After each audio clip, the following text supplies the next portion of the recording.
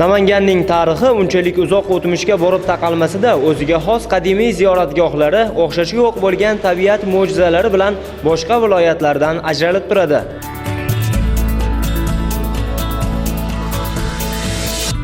Namangan shahridan unchalik olis bo'lmagan manzilda tabiatning ajoyib mo'jizasini ko'rish mumkin.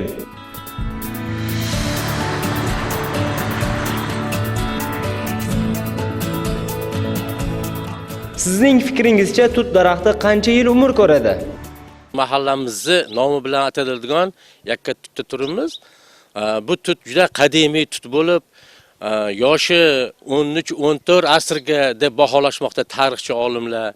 Bu tutni pishganda mevasi oq marjon tut qiladi. Tutini yegan odamlar o'zini juda ham yaxshi his qiladi, har xil kasalliklarga chalinmaydi, o'zini yaxshi his qiladi. Juda katta tutligi uchun hamma viloyatlardan kelib ko'rishadi.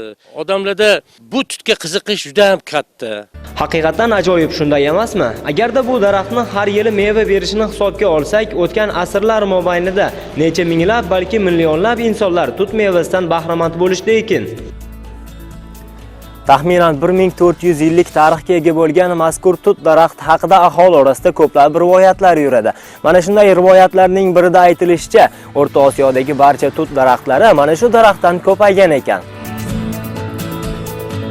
Rivoyatlari qanchalik haqiqatga yaqin bilmaymiz, lekin ushbu mo'jizaviy daraxt Namangan viloyatiga sayohat uyushtirish uchun arzirli sabab bo'la oladi. Timur Malik Vohidov, Jo'rabek Kamolov, O'zbekiston onlayn yoshlar informatsion dasturi uchun.